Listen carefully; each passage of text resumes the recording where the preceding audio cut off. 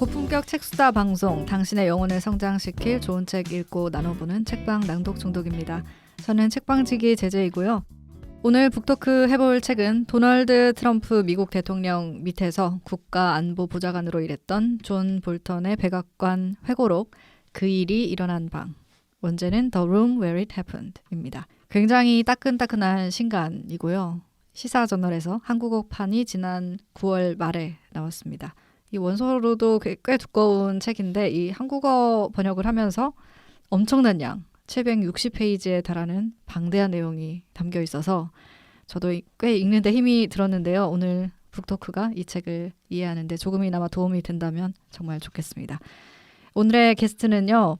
이 어마어마한 책을 번역을 하신 박산호 작가님, 그리고 낭독 중독에 꾸준히 관심과 애정 보여주고 계신 단골 게스트 중 한 분인 K 작가님 오랜만에 모셨습니다. 안녕하세요. 안녕하세요. 안녕하세요. 반갑습니다. 네, 모시기 힘든 바쁜 두 분을 와주셔서 너무 감사합니다. 불러주셔서 감사합니다. 네.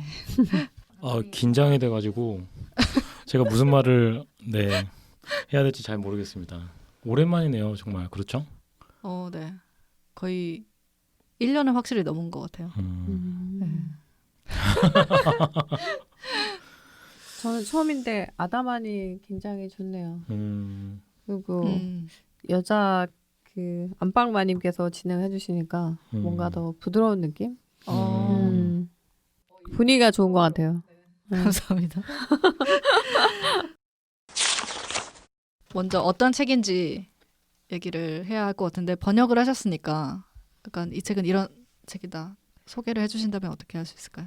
근데 아시겠지만 네. 이게 번역자가 세 사람이라서 네. 제가 좀 얍삽하게 제일 먼저 첫 부분에 하게 해달라고 출판사에 얘기를 해서 그래서 전체적인 내용을 제가 다 파악했다고 감히 주장하기는 조금 그렇고요. 근데 제목이 모든 걸 말해주는 것 같아요. 존 볼턴이 그 트럼프라는 광기열 있는 대통령이 있는 백악관에 들어가서 네. 활약했던 그 활약상을 회고하는 회고록인데 생각보다 굉장히 재밌고 위트가 넘치고 그리고 우리가 몹시 궁금해하는 짭짤한 그 뒷방 마쿠에서 벌어지는 그런 일들이 굉장히 상세하게 나와 있어서 번역하면서 굉장히 생각보다 즐겁고 재밌었던 것 같아요.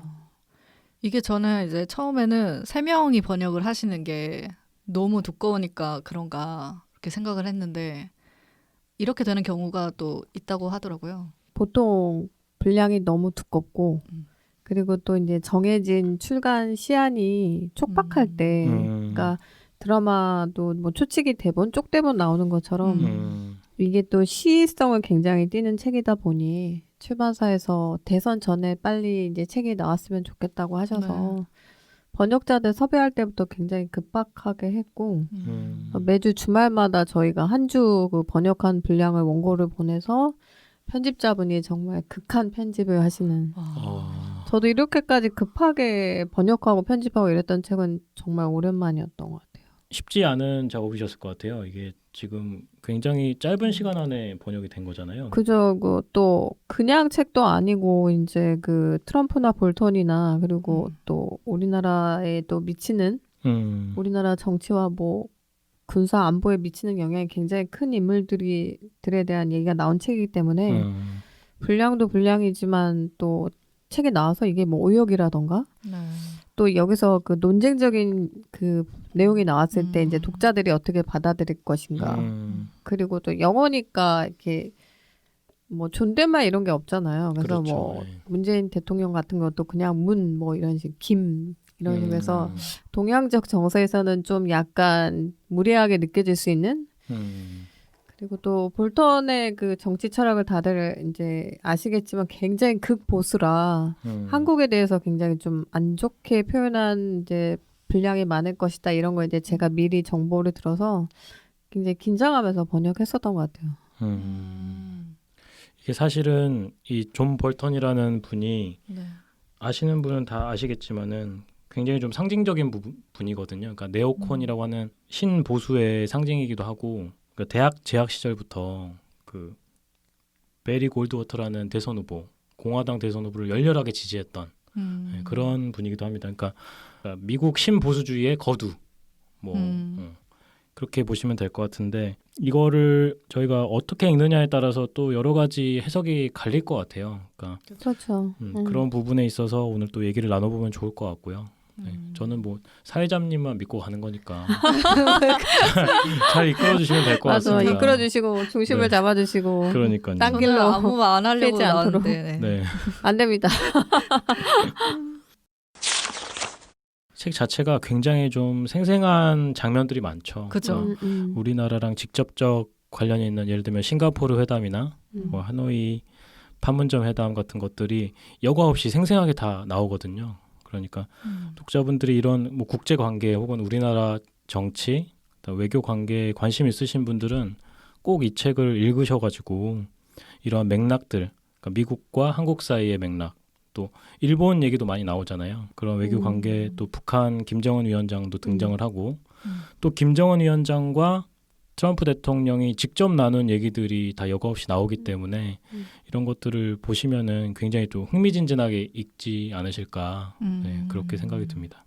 저는 또 개인적으로 그 볼턴과는 저의 평소에 그 미국 정치나 국내 정치를 보는 시각이 굉장히 극과 극이기 때문에 아마 번역자는 번역할 때 편견을 가지거나 감정을 네. 가지고 하면 안 되는데 처음에 이 책, 그러니까 이제 원고를 받았을 때 읽기 전에는 굉장히 뭔가 괴물 같고 굉장히 이상하고 이런 사람일 것이다라고 생각했는데 읽다 보니까 의외로 좀 정상적이구나 이런 면도 있지만 또 반대로 트럼프 행정부에서 내가 굉장히 분노했던 그런 정책들이 사실은 이 사람이 주도해서 한 것이었구나 이걸 알게 돼서 좀 놀랐던 것도 많은 것 같아요. 그러니까 파리 기후 협약 같은 거, 그다음에 그러니까 그 오바마 케어 폐지한 것도, 그러니까 거의 이 극보수주의자들 네오콘들이 밀어붙인 정책이 난 사실 트럼프가 모두 앞장서서 했다고 생각했는데 오히려 트럼프보단 마크에서 움직이는 인물들의 힘이 더 강력하지 않았나 그런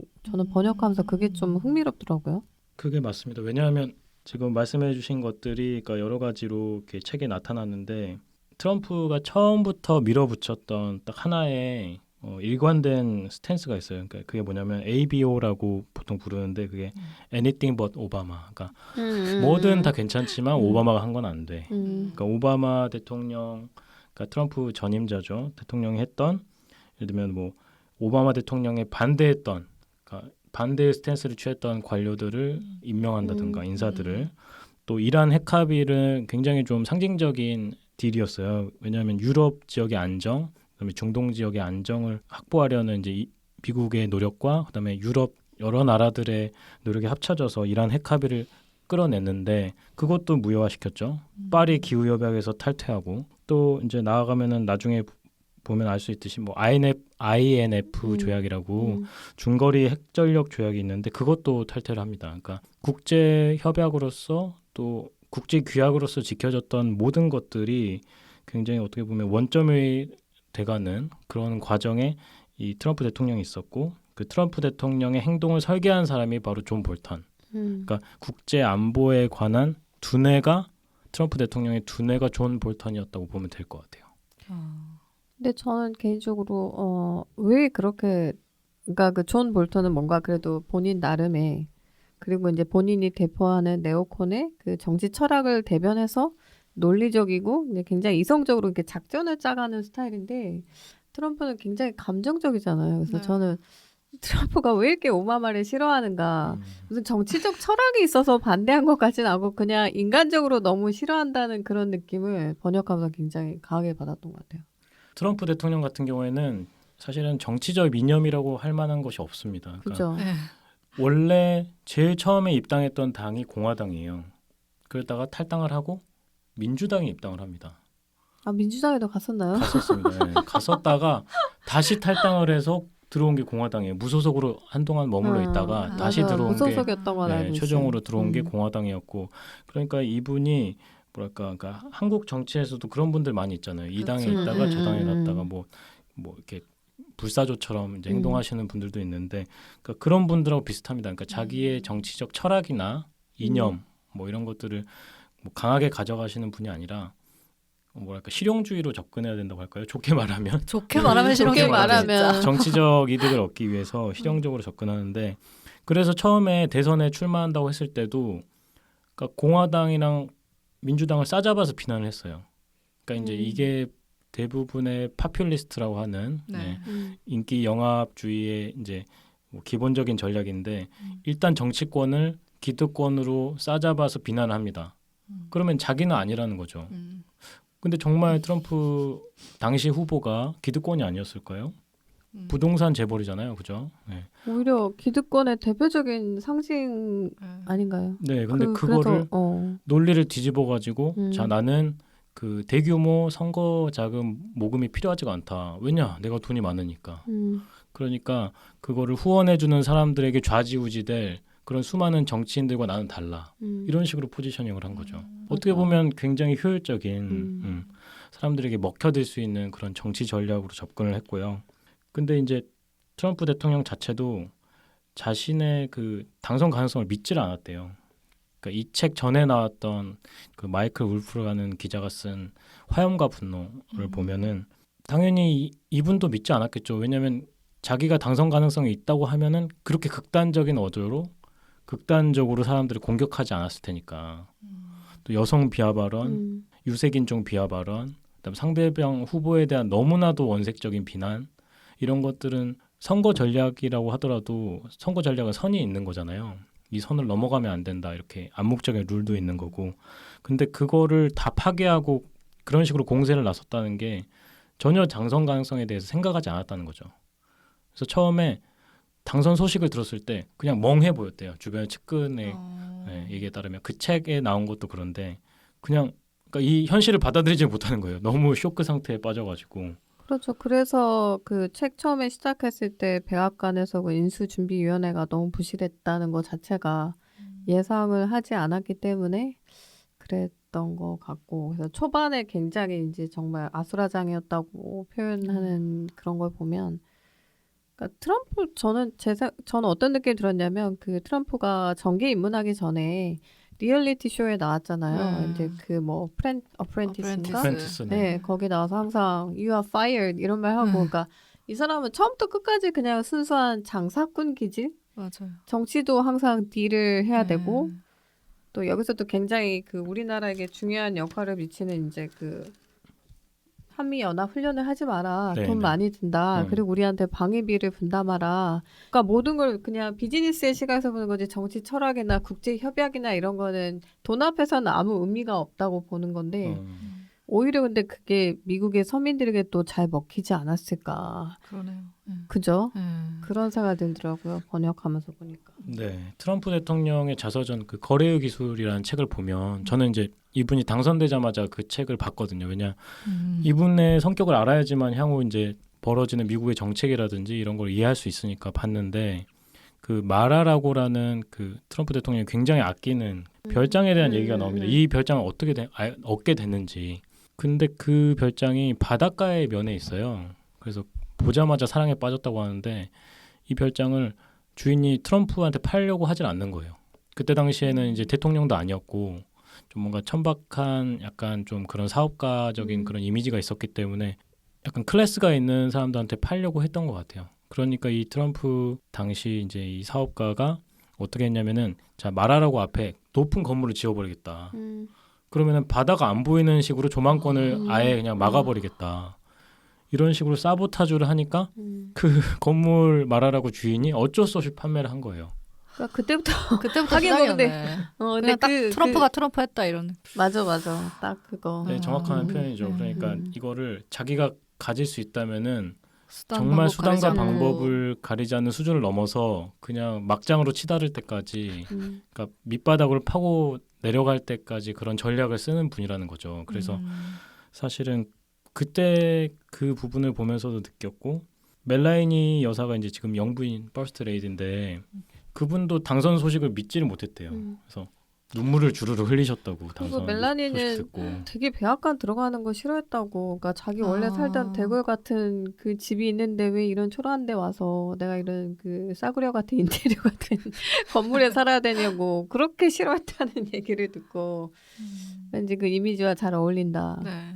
실제로 백악관이 그렇게 화려한 건물이 아닙니다. 그러니까 세계 되게 정치, 오래됐죠. 네, 세계 그리고. 정치의 중심이고 굉장히 여러 가지 권력의 거래가 이루어지는 곳이지만 굉장히 오래되기도 했고요.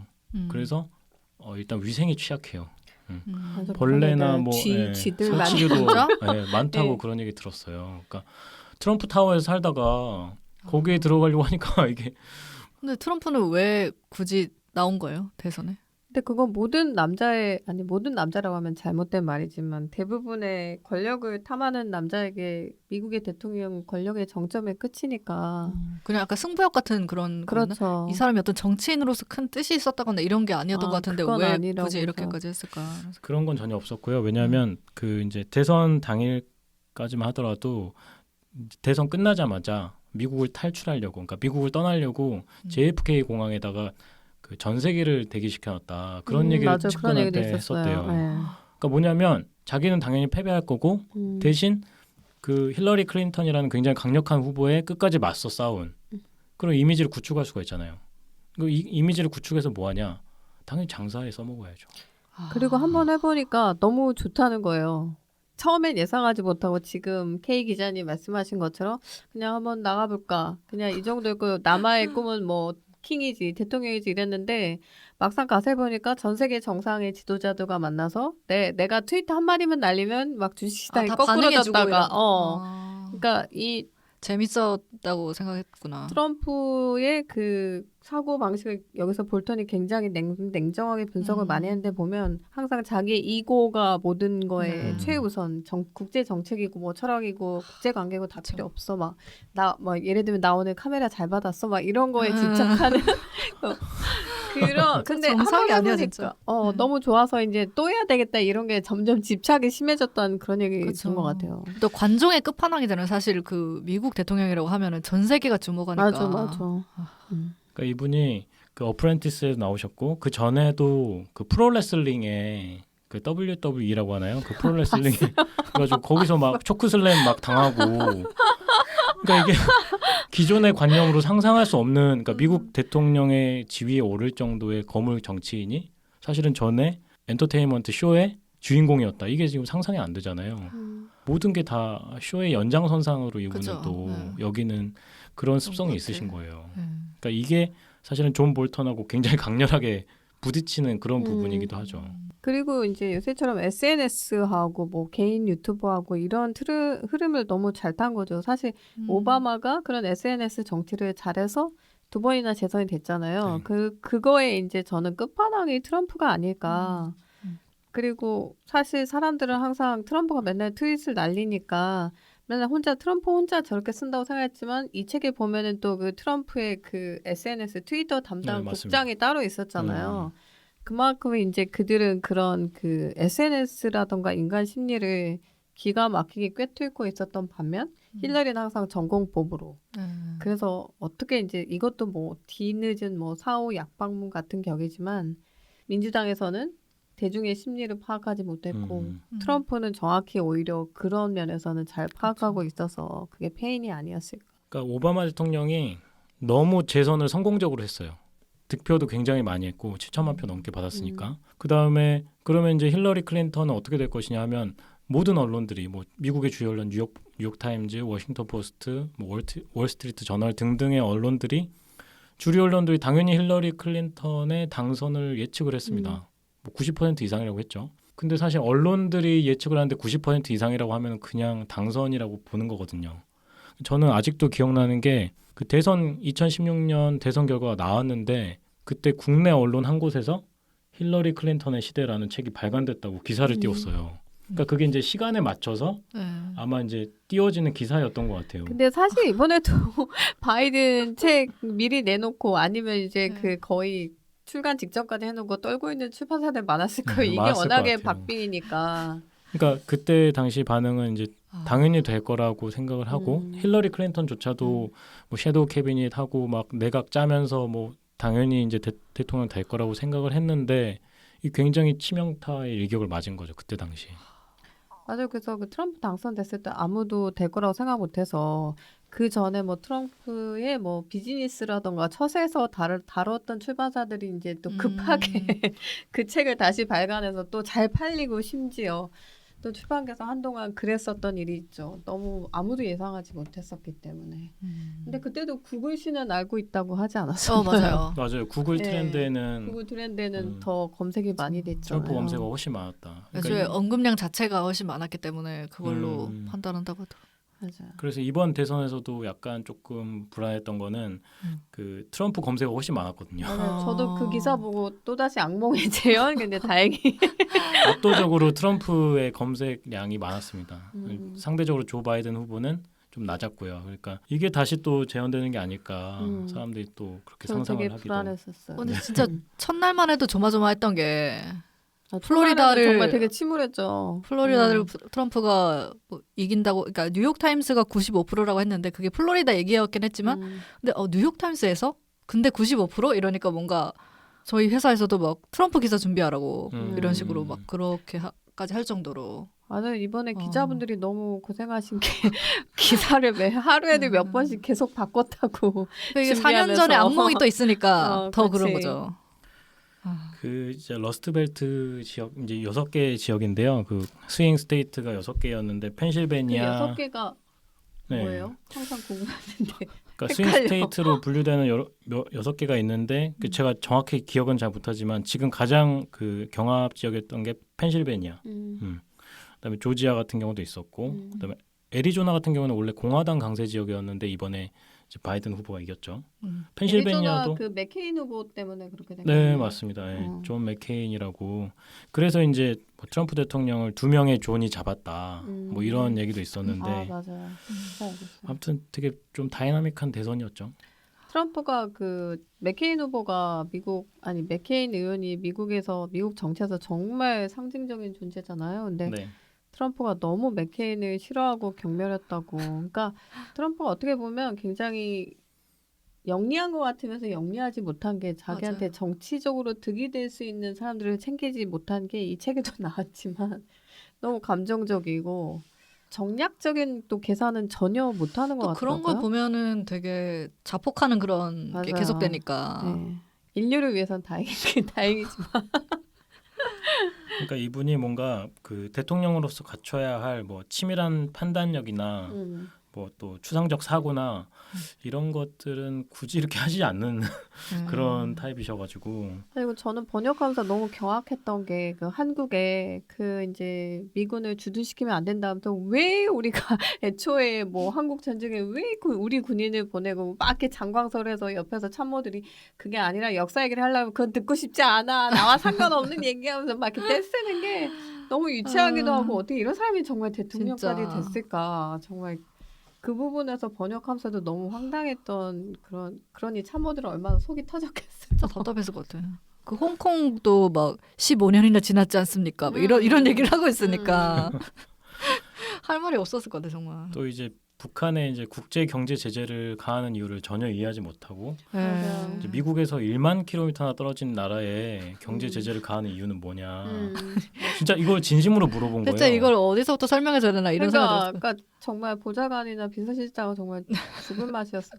아 그리고 이게 영어를 번역하는 거잖아요. 네. 그러니까 이제 제가 번역했을 때는 너무 재밌는 거예요. 트럼프의 말투가 정말 이제 볼턴이 옆에서 그대로 이제 그대로 받아 쓴 거죠. 받아 쓰고 수첩에 이제 뭐 맨날 뭐 몇 시 몇 분에 뭐 트럼프 대통령이 이런 말 했다 이거 그대로 하니까 저는 이제 육성을 그대로 듣는 것 같은 그리고 항상 트럼프에서 그 트럼프 특유의 그 트윗 그게 있잖아요. 네. 그래서 저는 반말로 했어요. 처음에 볼턴을 만났을 때만 존댓말을 하고 그 다음에 자기 정부에 들어왔을 때는 다 반말로 했는데 왜냐면 그래야 트럼프의 원래 그 느낌이- 성격이 뉘앙스까지 다 살리는. 그죠. 근데 책에 나왔을 때 편집부에서 다 높임말로 고치셔서 좀 실망을 했어요. 그러면 이렇게 트럼프 특유의 그 막 나가는 그 말투를 그렇네요. 살리기 그거는. 되게 좀 순화를 하셨더라고요. 그러니까 편집부의 의견도 충분히 이제 이해가 되는데 사실 이거를 그냥 트럼프 특유의 반말로 했으면 너무 재밌었을 텐데 그렇네요. 좀 재미가 약간 반감되는 그런 아쉬움이 좀 크더라고요. 그러니까요. 그 책 초반에 보면은 누가 평가를 한 거였는데 트럼프를 내가 11살이라고 했던 건 잘못이었다고. 한 살이라고. 한 살. 시사평론가.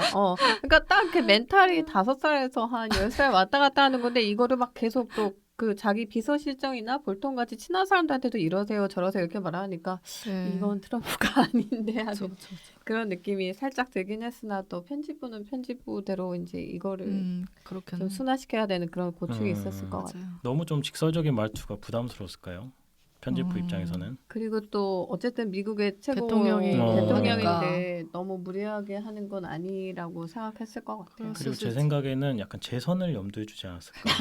그럴 그럴 수 있어. 그럴 수 있지. 혹시 누가 될지 모르는데. 재선이 됐을 경우에 굉장히 그럴 국제 수도 문제로 있네요. 비화되는 지금 번역가님도 굉장히 난처해질 수가 있어요. 재선이 됐으면 이거 번역한 사람 누구야 찾아와 이렇게요. find it 하면은 이게 굉장히 곤란해질 수 있기 때문에 그래서 저도 이렇게 그 한국 정치라든가 특히 뭐 문재인 대통령에 대해서 되게 이제 볼턴이 안 좋겠으니까 하면서 되게 은근히 열받고 화가 나고 좀 그런 게 있기는 하더라고요. 그러니까 독자들은 또 어떻게 읽었을지 근데 또 그 부분도 저는 또 나름 순화를 시켜서 왜냐하면 너무 무례하게 들리게 번역을 하면 독자들이 오해할 수 있으니까 그러니까 그런 번역상에서도 정치 서적에서도 굉장히 감안해야 되는 그런 그러니까요. 요인이 많더라고요 생각보다. 미묘하게 어려울 것 같아요. 그 뉘앙스 살리는 게 잘못하면 또 국제적으로 전쟁이 문제 비화될 수 있기 왜 때문에. 우리를 이렇게 비하시키는 거야? 막 얘네들이 이렇게 생각할 수도 있으니까. 근데 저는 오히려 사실은 이 존 볼턴 전 보좌관이 되게 직설적으로 쓴 거를 되게 고맙게 생각을 했어요. 왜냐하면 이게 사실은 그 네오콘, 그 신보수주의자들의 속마음을 그대로 쓴 거잖아요. 그러니까 이분이 그분들의 대표기 때문에 그렇죠.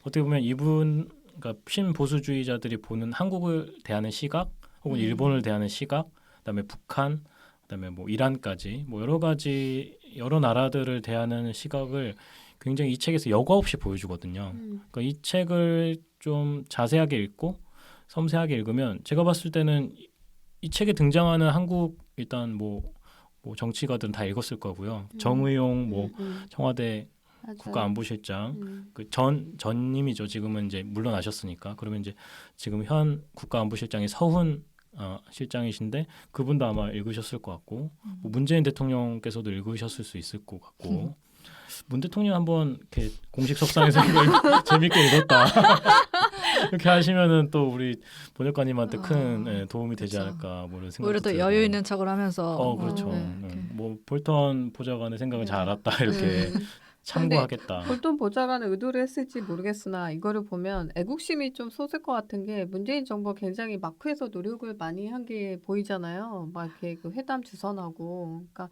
우리는 몰랐으니까 그걸 보면서 그래도 정부가 놀았던 건 아니네. 굉장히 열심히 뭔가를 해보려고 이런 분위기를 조성하려고 그랬다는.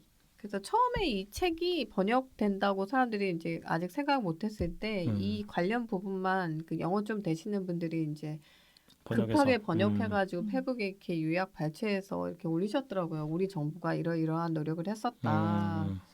우리나라 국민들이 이 책을 보고 어떤 생각할까? 저는 솔직히 좀 그것도 궁금해서 그러니까 그 한국에 관련된 정책 부분에서 왜냐하면 이것도 또 시각에 따라 다르잖아요. 자기 그렇죠. 성향에 자기 따라 성향에 따라 잘했다거나 못했다거나 왜 이렇게밖에 못했어 뭐 이렇게 확 할 갈릴 수도 있는 것 거고. 같아요. 사실 이제 볼턴 회고록 방금 말씀하신 것처럼 그 번역에서 돌았을 때 국내 언론에서도 기사가 많이 났는데 그러니까 언론사 논조별로 조금 미묘하게 이제 해석이 그러니까요. 다르더라고요. 네. 어떤 이제 조금 보수적인 쪽은 이게 미국하고 발 맞추지 않고 이제 그냥 너무 남북에 가까워지려고만 했다. 또 진보적인 쪽은 야 그래도 나름대로 우리가 뭐 남북 그 대화를 노력을 하고 중재 역할을 많이 했다.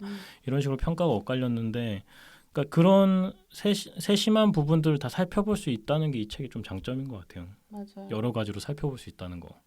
근데 볼턴 본인도 얘기하지 않았나요? 그냥 처음부터 문 정부를 배제하지 말 걸 너무 트럼프랑 김정은한테만 맡겨두니까 정말 이야기가 산으로 가고 있다. 이럴 줄 알았으면 문 정부를 끼워서 그러니까 문 정부가 좀 더 통제를 잘해줬을 텐데 내가 오판한 것 같다. 그런 부분이 나와서 저도 번역하면서 동의했던 기억이 납니다. 그러니까 이제 그게 바로 이제 미국 그 신보수주의자들의 본심일 건데 사실 어떻게 보면 그러니까 한국을 배제하고 미국하고 북한의 직거래를 한다 이런 개념이 굉장히 강했을 것 같아요. 그렇죠. 그러니까 북한의 지도부도 마찬가지였을 거고, 그러니까 처음에 남북 정상회담이 먼저, 그러니까 북미 정상회담에 앞서서 일어났는데 그때 이제 김정은 위원장이 이제 문재인 대통령한테 진심을 전하고 그 다음에 이제 문재인 대통령은 뒤로 빠졌거든요. 뒤로 빠지고 북한과 미국이 이제 직접 만나가지고 대화를 하도록. 근데 그 치열한 노력들이 이 책에 굉장히 상세하게 나와 있습니다.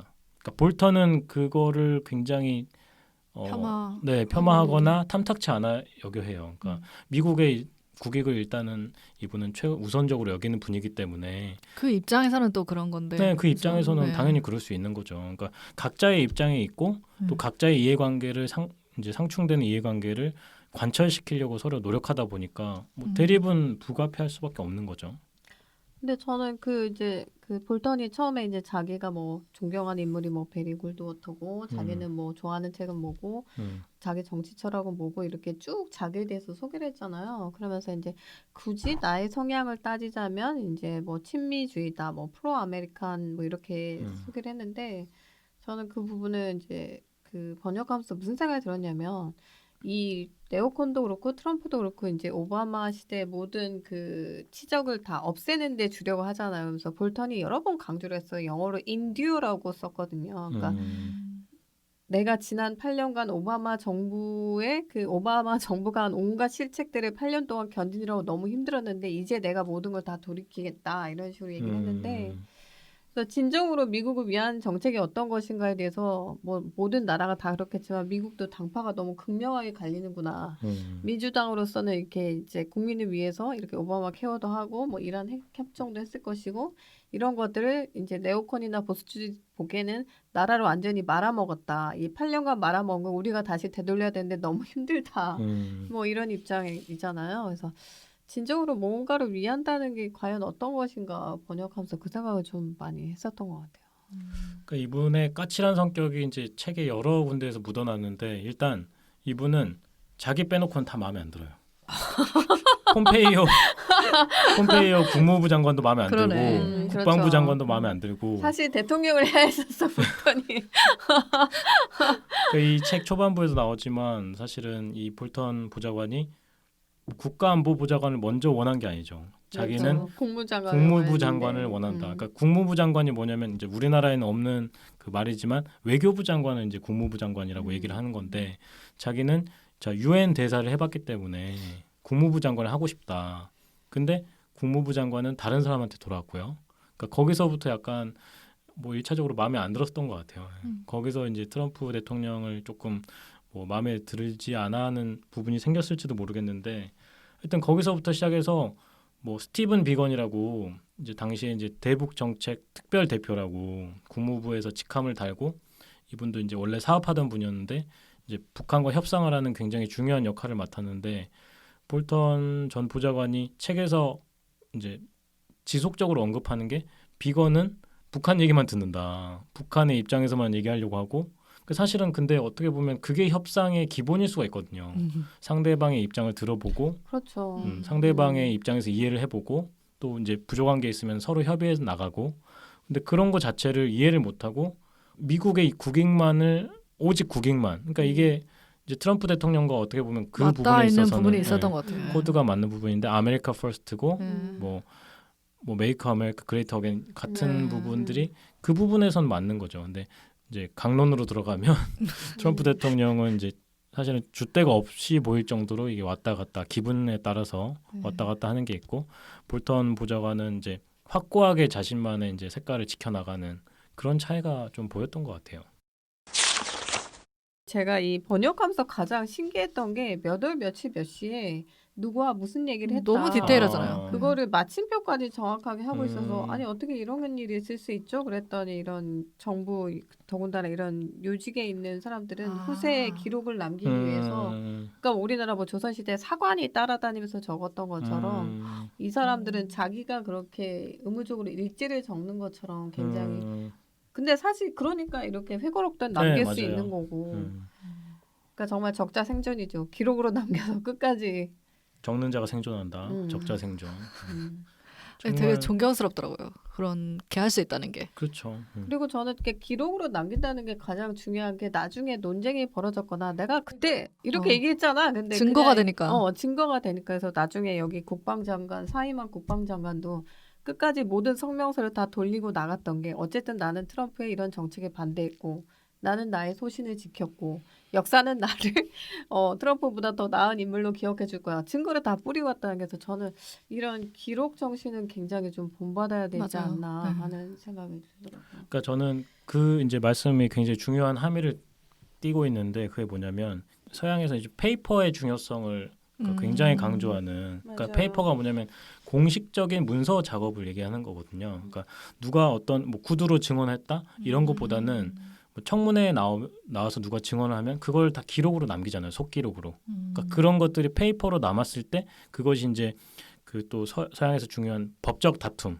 이런 것이 벌어졌을 때 굉장히 중요한 증거로 쓰이고 또 반론을 제기할 수 있는 증거로 쓰이기 때문에, 그러니까 그런 것들이 한국에서도 좀 체계적으로 좀 많이 좀 이루어져야 될 것 같아요. 그러니까 사실 어떻게 보면 한국에서는 좀 아쉬운 게 이런 회고록이 없잖아요. 그러니까요. 그러니까 그렇죠. 현직에서 막 벗어난 사람이 되게 낯설었어. 그래서 이런 회고록을 쓴다? 한국에서는 이게 바로 큰일 날 수 있는. 그러니까 이게 미국은 이런 게 가능한 건가? 이런 생각이 먼저 들었어요. 역으로 어느 정도 투명하다는 얘기 아니에요. 이런 대화를 할수 물론 있다는. 이제 여기 회고록이 나올 때마다 각종 소송이 따르고 백악관에서 뭐 어떻게든 이제 못 나오게 하려고 소송이 따르긴 하지만 출판사에서도 그런 이제 법적 그 재반 사항들을 다 검토했으니까 이게 책으로 나왔을 것이고. 그리고 실제로 이 책도 그러니까 이 기밀 사항 같은 거는 외부로 유출이 되면 안 되잖아요. 이분이 국가안보보좌관이었으니까 기밀 사항을 얼마나 많이 다뤘겠어요. 예를 들면 뭐 미사일이라든지 이런 부분에 있어서. 근데 이거를 출판하기 전에 백악관에 직접 그 법률 검토를 거쳤다고 그 얘기를 들었어요. 그러니까 그쪽에서도 다 확인을 하고 출판을 물론 반대는 했지만 어쨌든 근데 허용을 사실 해준 이거 거죠. 보면 또 그렇다고 국가 기밀이 될 만큼 엄청난 기밀은 건드리지 않으면서도 그 분위기를 전달한 게 또 저는 그 테크닉이 굉장히 좀 놀라웠달까. 그렇죠. 논쟁적인 부분을 살짝 피해가면서도 어쨌든 본인이 원하고자 하는 요지는 다 전달했잖아요. 트럼프는 바보라는 맞아요. 그 핵심 요지를 굉장히 적재적소에 잘 찌르는. 아니고 은근히 디스 잘하는 게 트럼프는 한 번도 제 시간에 나오지 못하고 지각했고 뭐 회의하면 항상 자기 얘기만 하고 막 온갖 방식으로 다 깠잖아요. 저는 그 부분이 너무 재밌어가지고. 맞아요. 그거 보는 재미로 계속 읽을 수 있었던 것도 있어요. 저도 네. 그 재미로 계속 보려고. 잊을만 하면 나오니까 그런 게. 또 하나 웃겼던 것은 그 트럼프 대통령이 이렇게 얘기를 했다고 이게 이제 볼턴 부장관이 썼는데 나는 말을 하는 걸 좋아한다. 그래서 계속 말을 한다.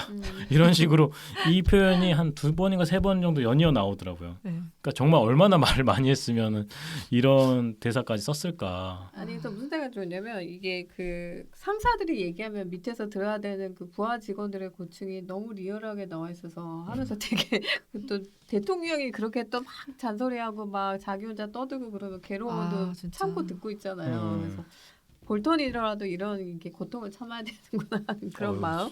대통령이니까요. 그러니까요. 그 중간에 그런 거 나오잖아요. 그래서 트럼프가 말을 너무 많이 해서 회의가 길어지니까 그거를 줄이기 위해서 따로 맞아요. 보고하는 그거 시간을 갖도록 이렇게 그런 것까지 생각할 정도로. 그 밑에 있는 사람들도 굉장히 힘들었던 거죠. 네. 이거를 대체 이 상사의 이 투머치 토커를 어떻게 돌파를 할 것인가.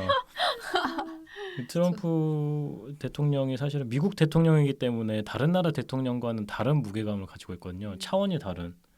그러니까 그런 우스갯소리도 있었잖아요. 자, 미국 대통령이 또 미국의 정책이 세계에 영향을 미치니까 이럴 거면은 세계 시민이 다 투표를 하자. 미국 대통령 맞아요. 누구로 찍을 건지. 그거 들었던 것 같아요.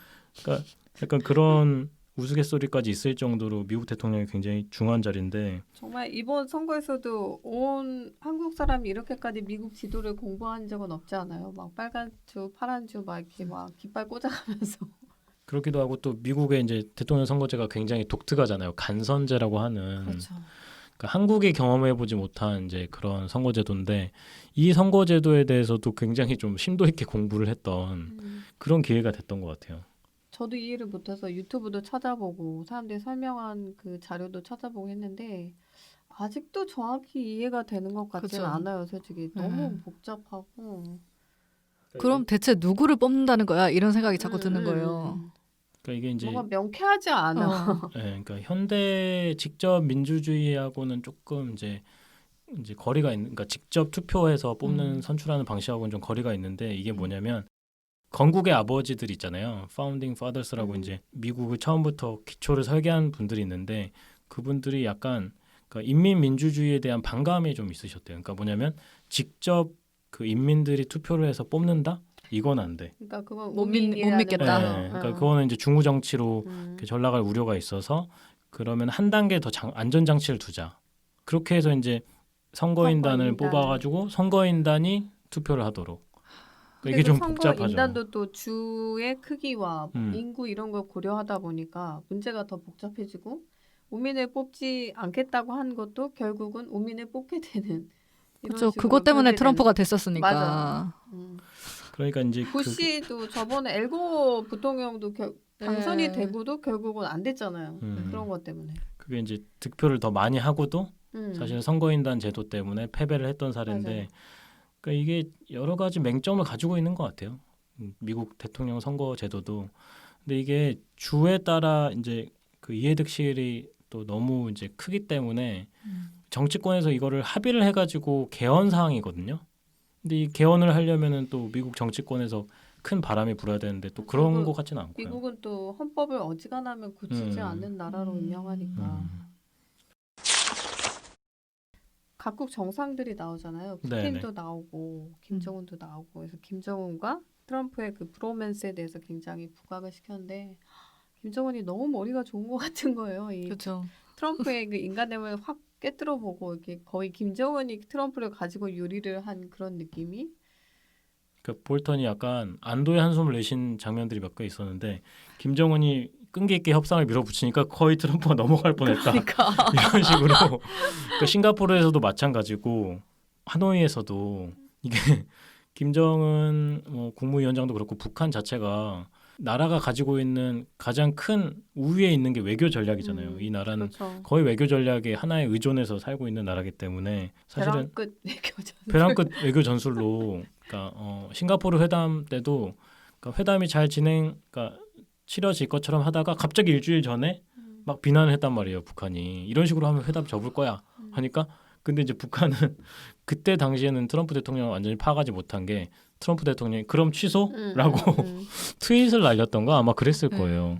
그러니까 이게 북한이 굉장히 당황해가지고 이제 판문점 급하게 이제 김정은 위원장이 급하게 이제 문재인 대통령 만나서 뭐 껴안는 퍼포먼스도 하면서 이렇게 형 좀 연결 좀 해줘 다시 해가지고 다시 막부해서 이렇게 뭐 다시 이제 회담을 갖기로 했는데 그런 것들이 굉장히 인간적인 면모 같은 것들이 보이는 거죠. 트럼프 대통령과 김정은 위원장 저희가 사실은 기사로만 접하는 사람들인데 둘이 좀 잘 어울리는 그런 게 있는 것 같아요. 둘이 너무 잘 통해. 네. 비슷하지 않아요, 약간? 그리고 트럼프가 너무 좋아하는 것 같아요, 김정은을. 그러니까 그 막 이 편지가 너무 막 하트워밍 막 너무 따뜻하지 않았니? 아니 그냥 막 빨아주니까 좋아하는 거잖아요. 정말 그러니까 볼턴이 막 미치려고 그러는 막 이런 장면이 저는 너무 재밌었던 것 같아요. 그러니까 볼턴은 그런 감정은 전혀 연연하지 않고 수치 거의 감정이 통계, 없는 사람처럼 그러니까 또 그런 페이퍼에 기반한 해석 이런 걸 중시 여기는데 트럼프는 나를 칭찬해 주는가 김정은이 나 따봉이래 나 최고래 너희들 봤니? 뭐 이렇게 아니 그 국가 정상들 간의 관계에 있어서도 나하고 얘하고 친하니까 나쁜 말을 못하겠어 이래가지고 막 또 속 터지는 거 나오잖아. 뭐 시진핑한테도 나쁜 말 못해 막 푸틴 만나면 또 깽깽해서 푸틴이 말 다 하고 트럼프는 뭐 일방적으로 듣고 나왔다고 막 이런 거 보면 그럼 최고의 알파독은 역시 푸틴인가 뭐 이런 생각이 들어요. 근데 저는 메르켈 총리도 너무 멋있었어요. 끝까지 푸틴에게 지지 않고 자기가 원하는 걸 따박따박 다 얻어내는 거 보고 그래서 이렇게 푸틴이 메르켈을 싫어하는 것인가 이런 생각도 들고. 메르켈이 굉장히 좀 능력이 있는 게 러시아어를 굉장히 잘한다 하더라고요. 맞아요. 그러니까 러시아어 전공이었다고. 심지어 공학 박사이기도 해요. 맞아요. 그렇죠. 공학 박사 맞아. 그분도 굉장히 연구 대상이죠. 그분 책도 읽어보면 재밌을 것 같아요. 그분이 계속 또 그 재선 이렇게 되게 임기가 되게 그것도 정말 엄청난 정치력이 있으니까 할 수 있는 거잖아요. 그분이 이제 총리 오른 것도 우여곡절이 있는데 자기의 이제 정치 선배인 사람을 저격해가지고 떨어뜨리고 자기가 그 자리에 올라간 거거든요. 그러니까 범상치 않은 사람이죠. 그 독일 정치의 정점에 이제 10년 넘게 뭐 20년 넘게 이렇게 머물러 있었던 거는 쉽지 않은 사람이고 또 이제 트럼프 대통령과 이제 그 나토 그다음에 이제 트럼프 대통령과 한국, 일본 이런 그 방위비 문제 가지고 또 싸움을 굉장히 치열하게 벌이는 장면이 나오는데 저는 이게 이제 트럼프 대통령이 일방적으로 좀 주장하는 그런 부분인 줄 알았는데 이 비용 막대한 비용에 대해서 볼턴 보좌관도 굉장히 동의를 하더라고요. 그러니까 이런 부분들이 되게 좀 신선했던 것 같아요. 기사만 보면 사실은 야, 트럼프 대통령 너무 어거지 쓰는 거 아니야? 너무 이렇게 억지를 부려가지고 이렇게 더 심하게 말하면 갈취하려는 거 아니야? 이런 생각이 드는데 사실은 어떻게 보면 볼턴 보좌관 같은 분이 정교하게 이제 수식을 동원했는지 어쩐지 모르겠지만 그런 논리에 의해서 연장선상으로 이걸 주장하는 그런 모습들이 되게 좀 신선하게 다가왔던 것 같아요. 번역하고 읽으면서 받은 인상은 오바마 행정부는 굉장히 좀 낭만적이고 원리 원칙을 따라서 하려고 하는 그런 스탠스를 취한 반면에 이 이제 트럼프 정부는 철저하게 실리를 추구하겠다. 그리고 우리에게 손해 보는 짓은 절대 하지 않겠다. 뭐 위대한 미국의 이런 거 다 필요 없다. 다 같이 이제 뭐 비용이건 뭐건 똑같이 n분의 1로 하자. 미국이 왜 언제까지 희생해야 돼? 그러니까 이 두 행정부의 그 모습이 대조되는 것도 굉장히 흥미로웠던 것 같아요. 오바마 대통령까지만 하더라도 미국의 뭔가 세계의 리더라는 굉장히 확고부동한 그런 이제 컨센서스가 있었잖아요. 그러니까 국제 사회에서나 또 미국 안에서나. 근데 이제 트럼프 대통령은 뭐 이제 초반에도 말씀드렸듯이 이렇게 이념이나 뭐 이렇게 세계에 대한 평가나 이런 것들이 중요하지 않고 오직 이제 자신의 실리 또 나중에 정치적 이득도 이분이 생각을 했겠죠. 나중에 재선을 생각을 해야 되니까. 그러니까 나토에 가가지고 책에도 이제 자세하게 언급이 돼 있는데 방위비를 계속 올리라는 거예요. 미군을 빼겠다 뭐 이런 얘기까지는 못하지만 이제 뭐 나토에서 탈퇴하겠다 이런 말까지는 못해요. 그거는 너무 강력하기 때문에 러시아의 이제 군사적 위협이 현존하는 상황에서 근데 그 말을 하고 싶어서 네, 굉장히 안달난 부분도 있고 또 이제 한국하고도 이제 문제가 있는데 주한미군 이제 방위비 분담금 이거 가지고 이제 한국이 원래는 9억 달러 조금 안 되는 돈을 냈거든요. 2019년에. 그래서 2020년에 이제 그거를 협상을 해야 되는데 트럼프 대통령이 처음에 부른 금액이 50억 달러입니다. 근데 이거는 계속 지금 협상 중이지 않았나요? 깎고 또 깎고. 네, 그렇죠. 그래서 이제 그 밑에 실무진들이 사실은 협상을 해서 1조 2천억인가 1,몇백억인가를 아마 협상을 해가지고 이제 안을 올렸을 거예요. 트럼프 대통령한테 올렸는데 그거를 걷어찬 거죠. 트럼프 대통령이. 그러니까 그게 사실은 작년에 완료되거나 올해 초에 완료돼서 이제 지급이 돼서 지금 이제 쓰여야 될 돈인데 지금 11월이잖아요. 그 11월인데 올해 쓸 돈은 아직 그 협상이 완료가 되지 않았어요. 재선이 안 됐으니 얼마나 다행이에요. 만약에 재선이 됐으면 이제 재선이 됐다고 하는 거는 뒤를 볼 필요가 없는 거잖아요. 미국 대통령이 재선이 됐다 하면 자기가 할 수 있는 일 다 할 수 있는 건데 그러면 이제 50억 달러 안을 밀어붙일 수도 있는 거죠. 그랬겠죠.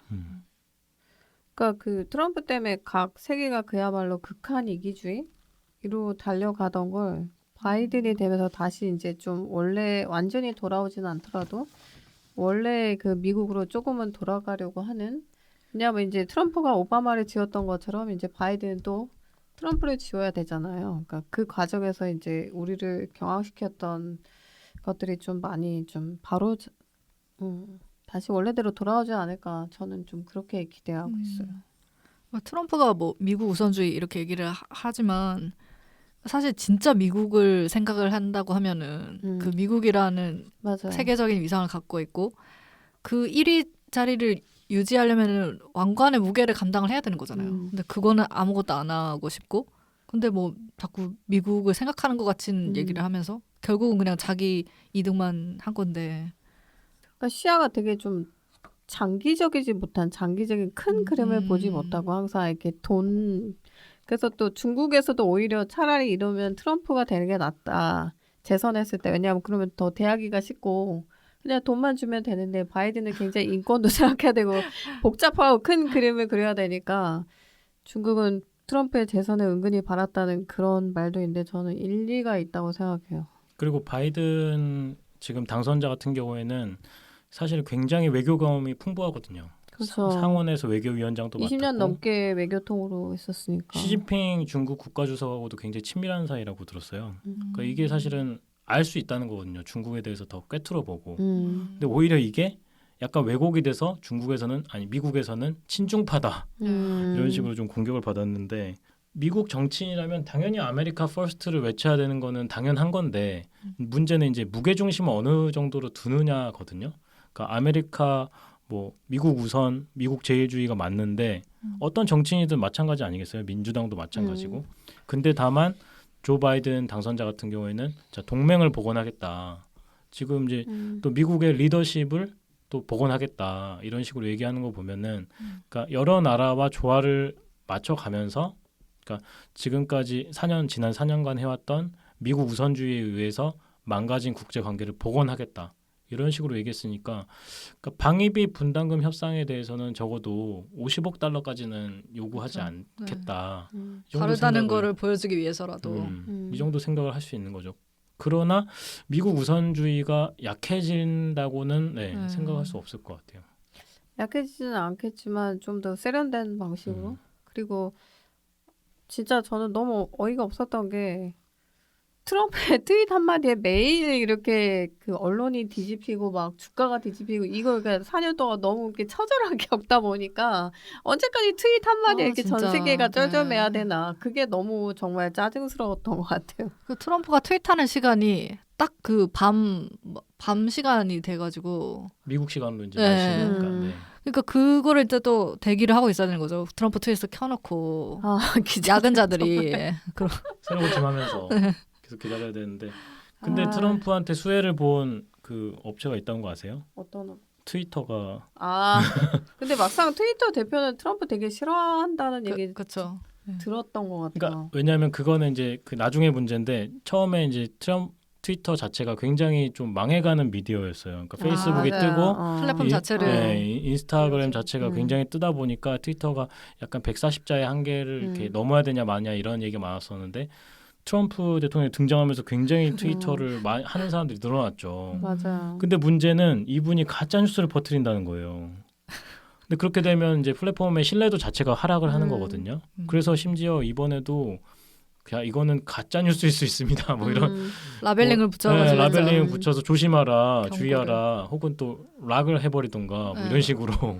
근데 트럼프가 한국에 오면 좀 태극기 부대 할아버지 같은 게 여기 책에서도 나오잖아. 맞아요. 어디서 이런 말 듣고 왔는지 도무지 증거도 없고 근거도 없는 소리에서 막 그 관료들이 막 미치려고 하는 이런 거 보면 정말 굉장히 흥미로운 것 같고 저는 또 굉장히 웃겼던 게 그 사위 쿠슈너가 굉장히 정치에 관여를 깊게 하잖아요. 네네. 그래서 이런 거는 뭔가 좀 이렇게 좀 후진국에서만 이런 측근 정치 이런 게 아니라 미국같이 이런 대국에서도 하는구나. 족벌 정치. 네, 그래서 저는 그게 좀 굉장히 쇼킹했던 것 같아요. 트럼프 사위 쿠셔너도 그렇고 이제 딸 이방카도 이방카도 굉장히 그렇고. 두 분도 이제 사실은 어떻게 보면 사업을 하던 분인데 갑자기 아버지가 백악관에 가니까 이 두 명도 그러니까 왜냐하면 이것도 약간 배경을 봐야 되는 게 뭐 아까 초반에 말씀하셨지만 인수위가 굉장히 허약했거든요. 그러니까 당선될 거라고 생각했던 사람이 없었기 때문에 선거 전에 열심히 뛰는 사람도 없었고 제대로 된 전략가도 없었고요. 그나마 이제 배넌이라고 하는 그런 전략가가 있었는데 그분이 우리나라 따지면 극우 성향인 거예요. 그래서 그런 분밖에 없으니까 믿을 만한 사람이 누가 있겠어요. 자, 믿을 만한 사람은 그럼 내 딸. 그다음에 근데 그 쿠슈너가 유대인이잖아요. 네. 그래서 더 친유대 성향이 강화되지 않았을까? 저는 좀 그런 생각도 살짝 들더라고요. 그래서 왜 그 벤야민 네타냐후 그 이스라엘 총리가 그 이제 쿠슈너가 중동 평화 부문을 담당하게 됐다 해서 아니 키신저 같이 전설적인 인물도 하지 못한 일을 어떻게 쿠슈너한테 맡기지? 뭐 이렇게 반문하는 그 부분이 나왔는데 저는 너무 공감했어요. 아니 단순히 대통령의 사위라고 그런 중동 평화는 정말 누가 와도 풀 수 없는 난지잖아요. 키신저도 못 풀었는데. 굉장히 또 젊은 친구가 그런 걸 한다는 게 아무리 대통령 사회라 해도 너무 한 게 아닌가. 그래서 굉장히 뭔가 정치의 후진성 그런 걸 좀 느꼈던 것 같아요. 보면서. 민주주의 최후의 보루라고 여겨지는 미국에서 맞아요. 원류라고 여겨지는 미국에서 그런 일이 벌어졌다는 게 사실은 믿기기가 힘들고 그러니까 트럼프 임기 때 그런 일이 벌어졌잖아요. 예를 들면 뭐 미국 대사관을 그러니까요. 예루살렘으로 친이스라엘 정책, 뭐 친유대 정책은 너무 심하게 이게 지금 엄청난 충격을 줬던 그런 사건이거든요. 근데 그런 사건들이 하루를 멀다고 터지니까 어휴 정말 감당하기 힘들었죠, 사실. 근데 그 얘기 들었어요. 그때 그 시사 프로그램에서 들었는데 이번에 이제 트럼프가 재선이 못됐을 때 사실 그 우리 또 음모론이 많잖아요. 그래서 이제 트럼프가 그 유대계의 지지를 한 몸에 받고 있고 전 세계 돈은 유대인들이 움직이니까 이번에도 재선은 거의 확실하다. 왜냐하면 유대인들이 미니까. 근데 이번에 보니까 아니야. 그래서 생각보다 유대인들의 힘이 그렇게 강력하진 않거나 유대인들이 트럼프를 밀지 않았거나 하면서 모든 음모론을 이렇게 믿을 필요는 없다. 막 또 그런 얘기도 나와서 웃었는데 근데 약간의 일리가 있는 말 같아요. 그 음모론을 트럼프 대통령이 퍼뜨린 거 아닐까요? 너무 음모의 음모 아니야? 출처를 알 수가 없네요. 네. 근데 항상 유대인 음모론은 항상 나오는 얘기잖아요. 뭐 전 세계 전 세계를 돈을 지배하고 다 있다. 지배하고 있다. 마크에 다 꽉 잡고 있다. 뭐 이런 거. 그러게 말입니다. 근데 이번 저기 대선에서는 오히려 그런 물론 이제 처음에 약간 트럼프가 될 수도 있나 이런 것도 있었긴 하지만 바이든이 된 것도 너무 아슬아슬하게 된 그런 느낌이라는 게 그렇죠.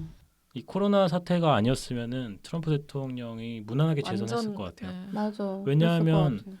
그러니까 사실은 뭐 유색인종 비하, 뭐 이런 여성 비하 이런 발언을 떠나서 미국의 경제가 굉장히 호황이었어요. 실업률도 굉장히 낮고 또 주가는 치솟고 하기 때문에 그러니까 사람들은 그런 것들만 보이잖아요. 뉴스를 틀면 주가가 올랐다, 실업률이 뭐 역대 최저치다 이렇게 하면은 또 심지어 그 오프쇼어링이라고 하나요? 그거를 이제 네. 해외에 있는 불러들이는. 공장들을 다 불러들여가지고 삼성도 뭐 이렇게 약간 투자를 하라 이렇게 압박을 받아서 거기다 자동차 뭐 그러니까 하여튼 공장을 짓는 이런 것들이 여러 가지로 비춰지다 보니까 백인 노동자층 입장에서는 지지를 할 수밖에 없는 그런 요인들이 있었던 것 같고요. 바이든 후보를 지지하는 여러 가지 이유가 있는데 가장 큰 게 He's not Trump라는 네. 그게 65%인가? 네, 어떤 여론조사에 따르면 그러니까 트럼프가 아니기 때문에 지지를 한 거지 이게 뭐 그렇죠. 조 바이든이라서 지지를 한 게 아니다. 근데 저는 이것도 조금 서글픈 게 이 바이든 후보는 굉장히 오랫동안 정치를 해온 분이거든요. 30년 넘게 미국 정치에 어떻게 보면 역사라고 할 수 있는데 이런 분이 그냥 트럼프가 아니기 때문에 뽑힌다? 이거 굉장히 조금 네.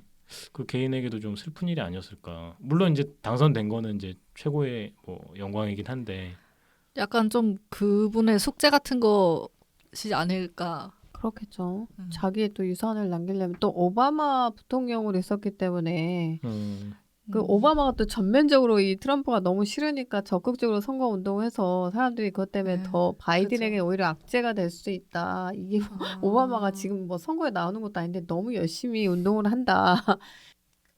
나는 오바마도 아니고 트럼프도 아니야. 나만의 이런 그 차별성을 보여줘야 되는데 근데 저는 오히려 이번에 그래서 바이든 이 대통령이 이제 개인사를 듣고 나니까 그래도 굉장히 저력이 있는 분이라는 생각이 들더라고요. 개인적으로 부인하고 딸 교통사고로 네. 죽었고 장남도 그 또 병으로 죽었잖아요. 네, 네. 그러니까 개인적으로 정말 그런 어마어마한 비극을 계속 겪으면 사람이 무너질 텐데 그런데 대통령까지 됐다는 건 정말 우리나라식으로 하면 자기계발서의 주인공이 될 만큼 굉장한 인생 역전이 아닐까 저는 그런 생각. 그래서 그러네. 우리는 모르지만 이분 특유의 저력이 있지 않을까 그런 기대도 살짝 되더라고요. 되게 끈질긴 그런 게 있는 것 같아요. 지금 그 질 바이든 여사도 4번 청혼하고 거절받았는데 5번 청혼한 걸 받아줘가지고 결혼했다고 하더라고요. 야, 그런 스토리도 있었군요. 그러니까 또 바이든 후보 자체가 이제 유리한 상황들이 여러 가지로 이제 전개가 됐는데 블랙 라이브즈 매터가 이제 그렇죠. 예, 그렇죠. 그것들이 이제 I can breathe. 네, 대선 직전에 어떻게 보면 그 터져 나온 거잖아요. 그 사건이. 그러니까 그때 당시에 트럼프 대통령이 어떻게 보면 통합과 치유의 메시지를 던지기만 했어도 흑인 몰표가 바이든 후보에게 가지는 않았을 것 같다는 그런 생각이 들거든요. 근데 그쵸. 근본적으로 뭐 이민 장벽을 세운 사람이 뭐 그 통합과 치유의 메시지를 던질 수 있는 사람은 아니니까 이미 예정된 비극이었다는 생각도 들어요. 봉합할 수 있는 그런 상황이 아니었고 항상 그 구구 인사를 두둔하는 발언을 해가지고 맨날 논쟁에 휘말리잖아요. 트럼프는. 그러니까 여러 가지로 말조심을 조금만 더 했어도 지금보다는 훨씬 더 득표에 있어서 차이가 났을 텐데 아까 말씀하신 존 맥케인 그 상원 의원한테도 그랬고 또 이제 옆에 조지아에 있던 그 출신의 그 의원한테도 여러 가지로 이제 안 좋은 감정이 실리니까 근데 그걸 좀 여과해서 말해야 된다는 거죠. 사실 정치인이라고 하면 필터링을 하고 참모들이 이제 메시지를 이렇게 관리를 해주는 사람들이 있을 거 아니에요. 근데 그런 것들을 다 무시하고 뛰어넘고 해버리니까 트럼프는 근데 본인을 정치가라기보다는 그 거대한 엔터테이너로 생각하는 게 아닌가. 그렇죠. 아까 말한 거 관종이고 그냥 관심 받고 내가 사람들이 내 이야기에 귀 기울여준 게 너무 좋아 이거지 그 여파를 생각하고 말을 던지는 사람이 아닌 것 같아요. 근데 그것 때문에 본인이 자폭을 계속하면 뭔가 배우는 게 있어야 되는데. 근데 트럼프의 그 정신적 결함에 대한 책들이 굉장히 맞아요. 많이 나오고 있잖아요. 그 메리 트럼프가 쓴 그 책을 너무 읽고 싶더라고요. 뭐지? 너무 과한데 맞아요. 저 그 책 받았어요. 만족을 모르는 이거. 네. 그 제가 아는 분이 계속 거기 중요한 내용을 발췌해서 이렇게 가끔씩 올려주는데 너무 공감이 가고, 그러니까 한마디로 정신적으로 문제가 많은 사람이라는 얘기죠. 그런 사람이 미국 대통령이 됐었네요. 그렇죠. 그러니까 그게 미국의 현주소인 것 같아요. 어떻게 보면. 그죠. 미국인들이 또 직면해야 되는 그게 아닌가. 예리한 지적이에요. 민주주의의 위기라는 게 뭐냐면 사실은 엔터테이너가 갑자기 그 유구한 100년 이상의 역사를 가지고 있는 공화당에 들어와서 대선 후보가 된다. 순식간에. 그러니까 이게 어떻게 보면은 그 파퓰리즘의 득세 뭐 이런 거하고도 연관이 있다고 보는 거거든요. 이념의 양극화. 맞아요. 근데 미국에서만 그러냐? 그게 아닌 거죠. 그렇죠. 유럽에서도 극우 정당들이 이렇게 발호를 하고 또 힘을 얻고 또 한국에서는 그렇지 않냐? 한국에서도 또 그런 스트롱한 굉장히 강한 또 여과되지 않은 발언을 하는 사람들이 그런 사람들이 대선 후보로 나서고 그러니까 이런 것들이 어떻게 보면 미국만의 현상이 아니라 전 세계적인 현상으로 볼 수가 있는 거죠. 그래서 뭐 영국도 그래서 브렉시트 됐을 때 충격 받았던 것처럼 비슷한 맥락으로 미국에서도 이제 그 농촌에서 레드넥이라고 하는 그런 이제 노동자 뭐 저항력 백인 남자들이 트럼프를 좋아하는데, 그러니까 그런 것 같아요. 자기의 목소리를 대변해 준다고 생각하면 정말 어떻게 보면 트럼프와 그 레드넥은 극과 극의 그 사람들이잖아요. 클래스로 따지면 정말 절대 만날 수 그런데 없는 사이인 거죠. 근데 왜 그렇게 동질감을 내 사정을 전혀 모르는 사람이 내 이야기를 해줘. 그 막 감동해. 그런 근데 힐러리를 보면 솔직히 그렇죠. 힐러리한테 감정이입을 할 수는 없는 거니까 네, 그 맞습니다. 반대되는 이제 트럼프한테 끌렸다는 게 저는 그게 좀 슬프더라고요. 그러니까 그들도 이제 미국의 굉장히 중요한 그 대다수를 이제 이루는 시민들인데 그들을 포용하지 못하면 앞으로 민주당은 또 굉장히 그 가시밭길을 걸어가게 될 거라는. 이번에도 굉장히 양분됐다고 그랬잖아요. 뭐 도시는 민주당, 농촌은 공화당. 이 숙제를 이제 어떻게 해결할 것이냐. 안 그러면 정말 아까 말씀하신 것처럼 트럼프가 4년 후에 또 나오면 이 아수라장이 또 한 번 재현된다는 건데 그때 민주당은 무기가 있을까? 그 생각하면 또다시 아찔해지는. 그러니까 생각해 보면 Make America Great Again이라는 캐치프레이즈가 너무 절묘해요. 그러니까 들으면 제가 미국인이면 굉장히 감동할 만한 그런 그렇죠. 캐치프레이즈거든요. 그러니까 그게 어떤 후보가 내걸었든 간에 그게 트럼프 대통령이나 혹은 그걸 조 바이든 후보가 내걸었다고 하더라도 미국인이면 감동할 것 같아요. 우리나라를 다시 위대하게 만들자고 하는데 그거에 반대할 미국인이 없잖아요. 일단 거기서 하나 먹고 들어가는 거고 그 다음에 오프쇼어링 통해 가지고 공장을 가지고 온다. 그다음에 그 미국의 패권에 방해가 되는 중국을 이렇게 중국과 때리겠다. 무역 전쟁을 막 벌이고 또 다른 나라에 돈이 많은 나라인데 미국한테 돈을 지불하지 않고 있다. 그거 받아오겠다. 그러니까 이게 하나하나 보면은 그러니까 그거를 굉장히 깊이 고차원으로 분석하지 않고 그냥 막상 들으면 굉장히 좋은 말들이거든요. 근데 이제 미국에서 생활하는 생활인들이 뉴스를 얼마나 깊게 보겠습니까? 한국도 마찬가지죠. 생활하기 바쁘고 생활에 치이고 힘든데 그리고 뉴스도 하나만 보잖아요. 트럼프도 폭스만 보잖아요. 팍스 뉴스를 이제 그러니까 주로 보는 계층들이 많을 거고 그분들은 이제 또 트럼프 대통령한테 유리한 또 그렇죠. 뉴스들을 만들어내시기 때문에 또 그런 점들이 여러 가지로 먹혔을 것 같아요. 그래서 이제 조 바이든 당선자가 여러 가지 과제를 안게 됐는데 첫 번째는 수락 연설에서도 말씀하셨지만 하나로 만들어야 된다. 그러니까 이 레드 스테이트건 블루 스테이트건 자기가 이제 유나이티드 스테이츠 지금 발음이 제가 그러니까 미합 중국의 대통령이 되겠다라고 했잖아요. 네. 그러니까 레드 스테이트, 블루 스테이트 상관하지 않고 트럼프를 지지했든 바이든을 지지했든 상관하지 않고 그 통합된 대통령이 되겠다. 이제 이게 가장 제 1의 구호가 과제. 아닐까. 예. 그래서 그런 부분들을 잘 극복하면 좋은 거고 극복하지 못하면 트럼프 대통령이 왕의 귀환을 통해 가지고 또 사실은 이제 그 트럼프 대통령이 노리는 게 그거일 수가 있거든요. 차기 대선에 출마할 강력한 후보다라고 하면 누구도 건드릴 수가 없어요. 예를 들면 지금 뭐 뉴욕 연방검찰에서 그 트럼프 대통령에 대한 뭐 범죄 혐의를 수사하고 있다고 하는데 제대로 수사할 수 있을까요? 차기 대선 후보인데 수사할 수 없죠. 답답하네요. 그러니까 그런 것들이 굉장히 이제 조 바이든 그 당선자가 해결해야 될 자기가 튼튼하게 민주당의 그 뭐랄까 세력을 구축하고 사람들을 하나로 통합해야 된 그다음에 트럼프 지지자들의 분노를 좀 가라앉히고 다독여야 되는 그런 큰 과제가 있지 않나 그런 생각이 듭니다. 경제를 좀 살리면은 할 수 있지 않을까.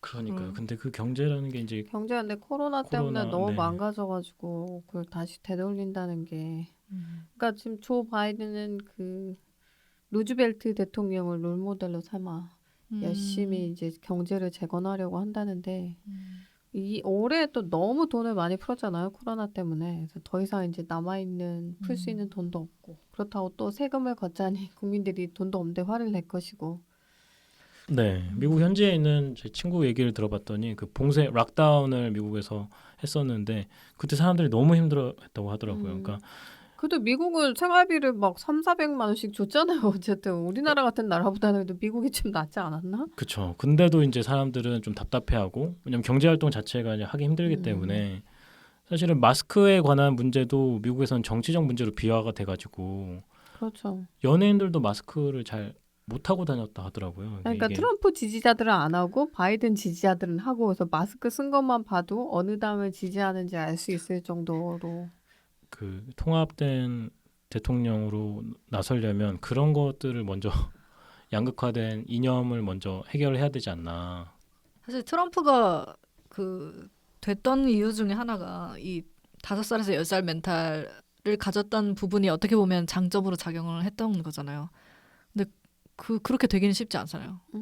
조 바이든 당선인이든 누구든 그렇죠. 사실. 그러니까 뭐 그런 그리고 뭐 또 상원이 다수당이 안 됐으니까 뭐 민주당이 뭐 하려고 해도 상원에서 발목 안 잡히는 돼 이런. 이러면 또 굉장히 설득하느라고 무진 애를 쓸 것 같아.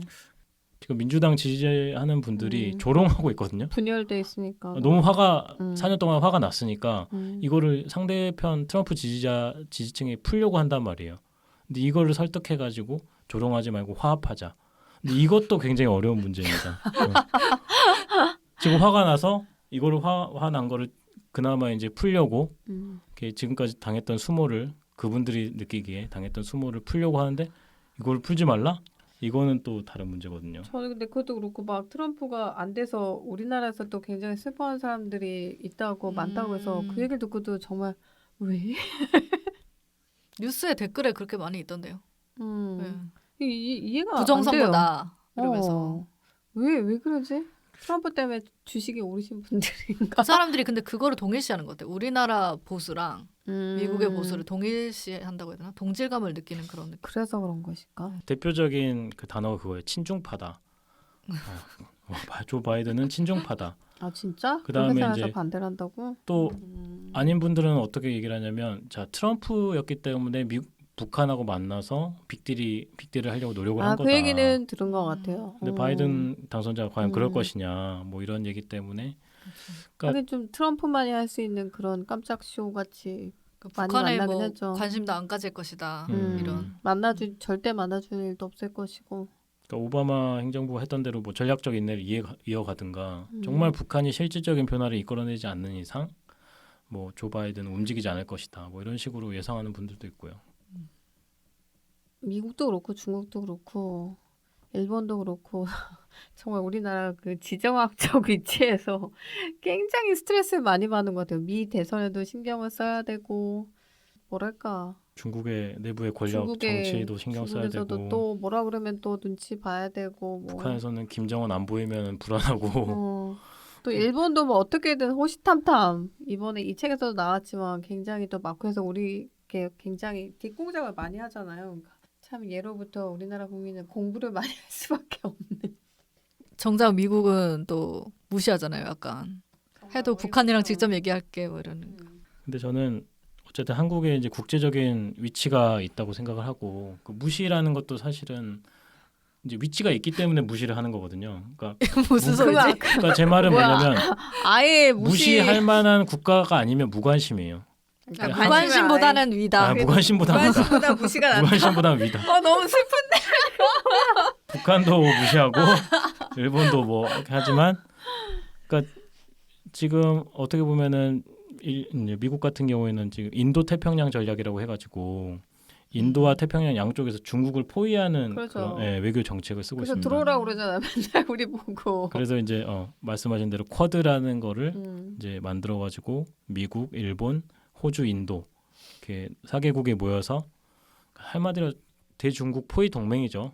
중국도 마찬가지로 손짓을 하고 있어요. 시진핑이 와서 또 뭔가 압박을 가고 그러면 또 뭔가 당근도 주면서 채찍도 때리고 이럴 것 같은. 그러니까 그런 것들이 굉장히 어떻게 보면 한국이 그 북한처럼 외교에 강해야 된다. 맞아요. 그러니까 저는 김정은을 보면서 그게 좀 부러웠던 것 같아요. 그 아무것도 없이 핵무기 하나만 가지고 어쨌든 강대국들을 상대로 외교 전략 굉장히 노예하게 하는데. 근데 그게 너무 셉니다. 핵무기가. 그거를 빌려와야 돼. 그거를 좀 돈 좀 주고 쌀 좀 주고 빌려야 됩니다. 핵무기를. 아니 그러니까 국무장관 미국에서도 이렇게 대통령 다음에 국무장관이 세다고 한 것처럼 정말 우리는 그 강경화 외무부 장관에 대해서 크게 비중을 안 두지만 사실 외교라는 게 어마어마한 그 영향력을 발휘할 수 있는 그런 자리인 건 확실한 것 같아요. 그러니까 저는 이 책을 보면서 느꼈던 게 한국 독자들이 그 일이 일어난 방을 읽으면 그러니까 미국의 시각에서 전 세계를 볼 수 있는 거잖아요. 그렇죠. 훨씬 더 시야도 넓어지고 또 미국의 관점에서 한국을 보는 그런 시야도 얻을 수 있다. 그러니까 저는 보면서 되게 약간 전율했던 부분들이 여러 군데가 있어요. 그러니까 미국의 시선에서 바라본 유럽, 미국의 시선에서 바라본 일본과 한국, 미국의 시선에서 바라본 뭐 북한과 이란. 그러니까 이런 것들이 평소에 한국 언론을 통해서는 접하기 힘든 부분이거든요. 한국 언론들은 당연히 한국의 입장에서 쓰는 거니까. 근데 이런 부분들 객관적인 물론 이제 존 볼턴의 시각이지만 이런 것들을 읽음으로써 좀 더 우리의 시야를 굉장히 넓혀주는 그런 효과가 있지 않을까. 맞아요. 그것도 그렇고 그 외교전에서는 정말 냉철하구나. 피도 눈물도 없구나. 그 막 이렇게 나중에 미군 철수할 때 그 남겨진 부족들 막 이렇게 미군을 도왔다가 쿠르드족. 쿠르드족 그 얘기 듣고 너무 막 이렇게 정말 영화의 한 편 같이 너무 서글픈 거예요. 미군 위해서 목숨을 걸었는데 이제 미군이 철수하면 이제 쿠르드족은 완전히 정말 끈떨어진 연이 되는 거잖아요. 근데 국제 관계에서는 정말 자기한테 이익이 되지 않으면 피도 눈물도 없이 싹 버리는구나. 이럴 때 이제 정말 힘이 없는 부족이고 국가건 어떻게 해야 될 것인가 이런 생각이 너무 처절하게 느껴지더라고요. 그런 게 되게 저는 약간 자극이 되는 부분이 있더라고요. 그래서 그러니까. 각성하게 만드는 게 있었고 확실히. 그리고 볼턴이 얘기하는 게 자기는 이제 평화주의자인데 힘을 바탕으로 한 힘이 있어야 평화를 지킬 수 있다라는 것도 되게 인상적이었어요. 그러니까 되게 실리주의자는 맞는 것 같아요. 그러니까 파리 기후 협약 같은 것도 사실 뭐 이렇게 모여서 회의만 하지 실체가 없다. 그 말은 좀 저도 약간은 그쵸. 동의를 하게 되는 게 기후 협약만 있고 구체적인 성과가 없었으니까 사실 따지고 보면 목표만 얘기하면 다냐고. 번지르르하게 말만 하고 말잔치만 하고. 그러니까 나 뭔가 했어 이러고 이제 위로받고 막 스스로 맞아, 위로받고 맞아. 가는데 지금 달라진 게 없다. 그러면서 탄소만 더 배출했다. 그래서 내가 얄밉긴 하지만 맞는 말이네 번역하면서 그렇게 느꼈거든요. 그러니까 너무나 이렇게 정확한 팩트만 나열했기 때문에 저희가 또 불편하게 느끼는 걸 수도 있고요. 근데 이제 그게 누구의 입장에서 팩트냐인데 이거는 그렇죠. 미국 입장이 굉장히 중요한 보수주의자들의 거죠. 입장에서 팩트인 거고. 그래서 저는 이 책을 좀 한국의 독자들이 많이 읽었으면 좋겠어요. 근데 좀 예상을 하긴 했지만 굉장히 그래도 좀 어느 정도는 이런 시사 분야의 책 치고는 좀 읽어주신 것 같은데 앞으로 더 많이 읽어주시면 좋겠죠. 판매 뉴스도 꽤 왜냐하면 또 굉장히 화제가 됐던 책이고 볼턴 자체가 또 거물이긴 하니까. 근데 이런 책은 정말 좀 많이 읽어주시면 굳이 뭐 이런 보수주의 입장이 아니더라도 맞아요. 내가 그 정반대더라도 이게 거울처럼 비춰줄 수 있는 공부도 되고 아까 기자님 정재 기자님 말씀하신 것처럼 자극도 받아야 되는 건 정말 사실인 것 같아요. 지금 안이하게 이러고 있을 때가 아니야. 맞아. 한 권 더 사야 되겠어요. 이게 미국에서 100만 부 판매됐으니까. 아, 네. 100만 부나 네, 팔렸어요? 100만 오, 대단하다. 거의 준하게 판매된 거죠, 한국에서도. 출판사에서 이 원고를 네. 가져오면서 꽤 많은 돈을 지불하셨을 텐데 로열티로. 100만 부니까. 그렇죠. 네. 판권 경쟁도 치열했다고 제가 듣기로 그러던데. 아무튼 이 책을 통해서 저는 되게 많이 좀 정말 냉혹한 국제관계도 많이 느꼈고 또 한국이 그 외교전에서 굉장히 일익을 담당했구나.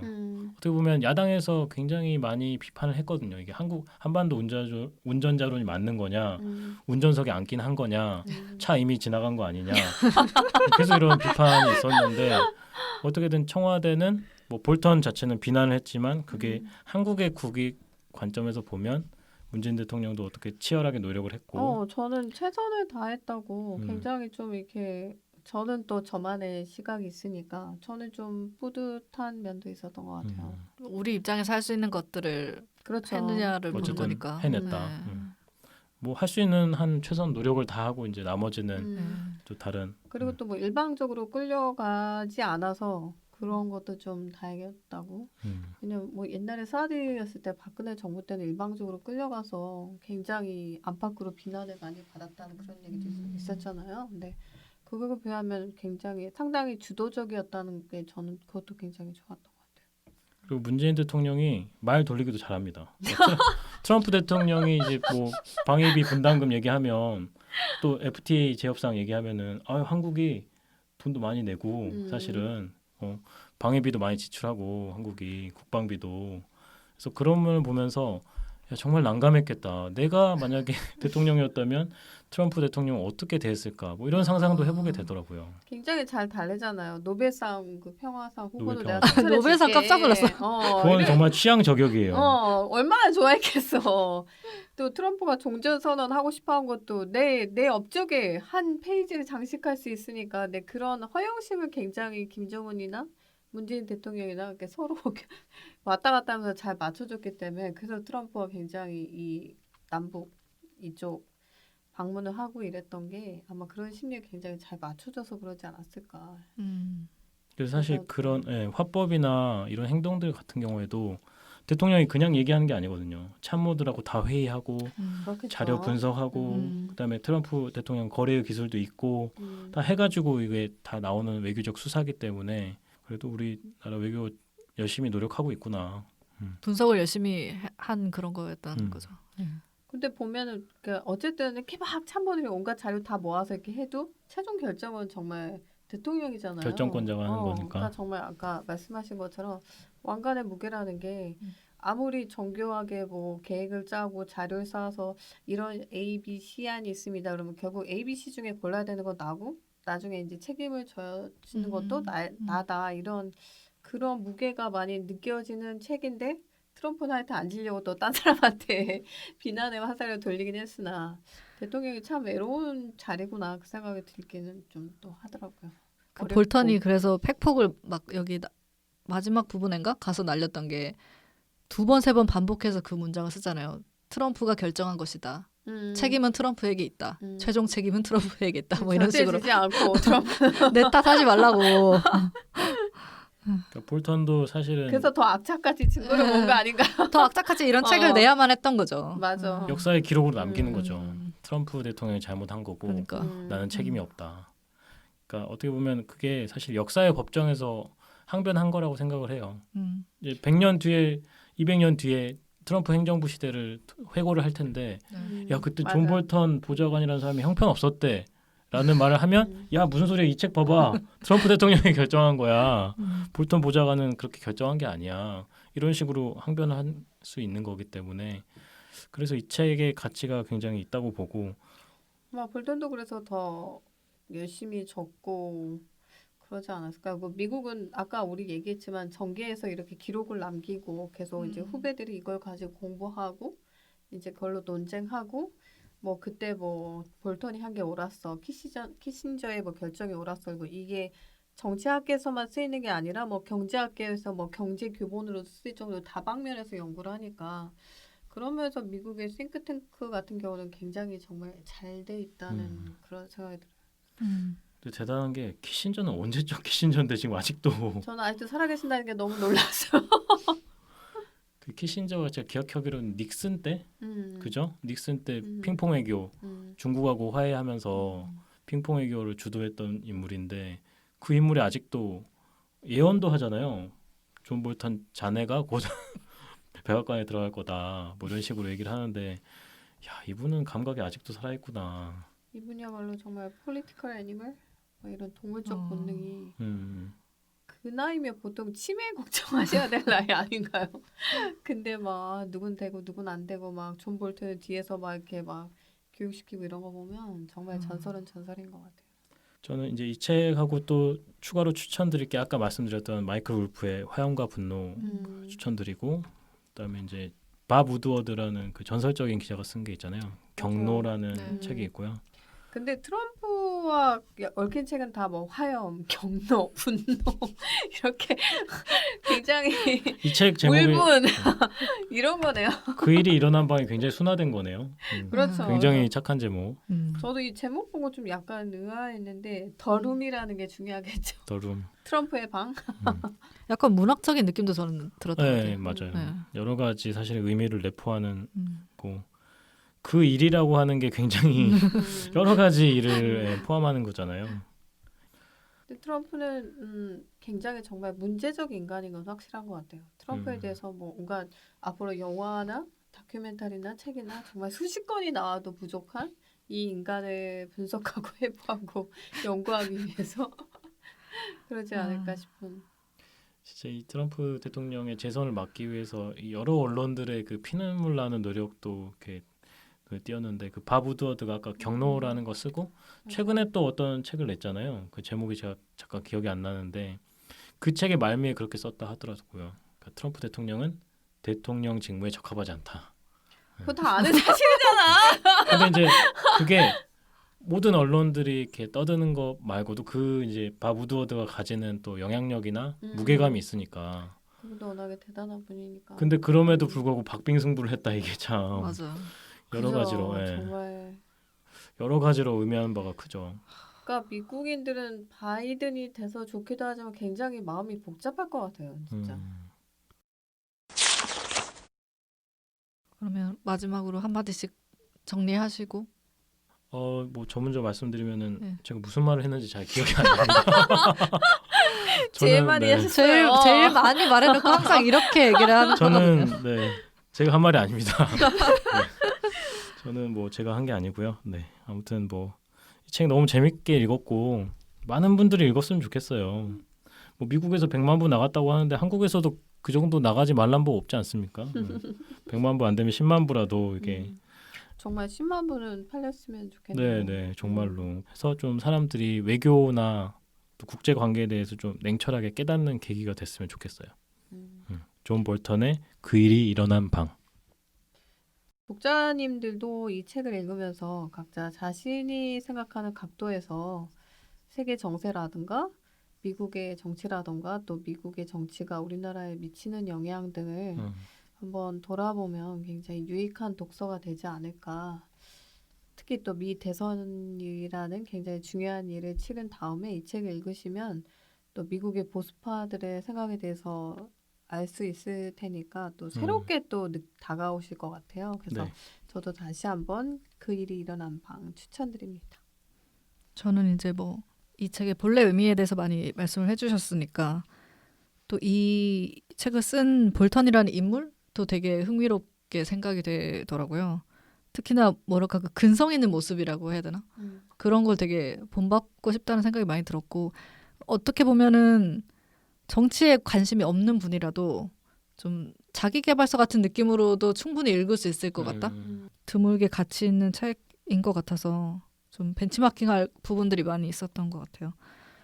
특히 그 마지막 부분에 가면은 그러니까 이 책이 어떻게든 출판이 되어야 한다라는 일념이 있었기 때문에 자기가 처음에 내렸던 결론은 이거를 출판 검토를 보내지 않아도 된다라고 판단을 했지만 그러나 분명히 트럼프라는 사람은 출판되지 못하게 막을 것이기 때문에 아예 내가 보내버리자 이런 결정을 내리는 거라든지 그래서 자기가 이제 몇 군데 수정을 했는데 수정을 한 거가 메시지를 훼손하는 게 아니라 뭐 내가 보기에는 이런 문구만 앞에 넣는다는 식으로 그렇게 바꿨다라고 하는 걸 보고 되게 감탄을 많이 했었거든요. 그런 식으로 피해가야 되는구나. 그런 식으로. 그래서 뭔가 타협을 하는 것처럼 보이지만 사실은 타협하지 않은 거잖아요. 원칙을 훼손하지 않으면서 그렇죠. 뉘앙스도 살리고. 내가 할 말은 다 한 거니까. 네, 이 책에 있는 메시지 전체가 그런 것 같아요. 그렇죠. 전체적인 결이 그런 게 너무 인상적이고 그래서 되게 좋았습니다. 어쨌든 그도 노예한 정치가니까 네. 문제와 폭탄들을 피하면서 살아남는 정말 생존자의 기술을 그러니까요. 보여준 것 같아요. 일단 다 떠나서 책이 너무 재밌어요. 재밌어요. 그거는 부인할 수 없는 사실이고. 네. 맞습니다. 어떻게 딱딱하거나 너무 정치적이지 않고 정치 전혀 몰라도 네 맞아요. 그냥 읽고 그리고 중간중간 트럼프의 그 인간적인 면모를 굉장히 유감없이 보여주고 있기 때문에 그게 그 유머 감각이 유머 진짜 감각이. 너무 재밌었어요. 오늘 토크도 굉장히 재밌었습니다. 네, 제가 뭐 걱정할 필요가 전혀 없었던 것 같네요. 무슨 말을 했는지 기억이 잘 계속 나지 근데 않습니다. 걱정을 하셔가지고. 무슨 말을 했는지. 네. 네. 제가 이번 달 말에 새 에세이집이 나오거든요. 제목이 생각보다 잘 살고 있어라는 에세이집인데 많이 관심과 사랑 부탁드립니다. 약간 제목이 딱 요즘 트렌드 그거 아니에요? 뭔가 트렌드, 사람들이 삶에 대해서 돌아보고 막 트렌드지만 이런. 이제 베스트셀러가 오른 뒤에 이제 스테드셀러가 될 제목 같네요. 네. 그렇게 트렌드를 느껴져요. 넘어. 트렌드를 격파하고 트렌드를 만드는 그런 제목이 아닐까. 네, 많은 관심 부탁드립니다. 네. 감사합니다. 네, 오늘은 존 볼턴의 백악관 회고록 그 일이 일어난 방으로 이 책 번역하신 박선호 작가님, 게스트 K 작가님과 북토크 해봤습니다. 재밌게 들으셨다면 하트와 댓글 많이 부탁드리겠습니다. 유튜브 책방 낭독 중독 TV와 네이버 오디오 클립 팟빵 어플 통해서 구독과 후원 등 많이 참여해 주시면 더 유익한 책 이야기로 보답하겠습니다. 저희는 여기서 인사드릴게요. 함께해 주신 여러분 감사합니다. 감사합니다.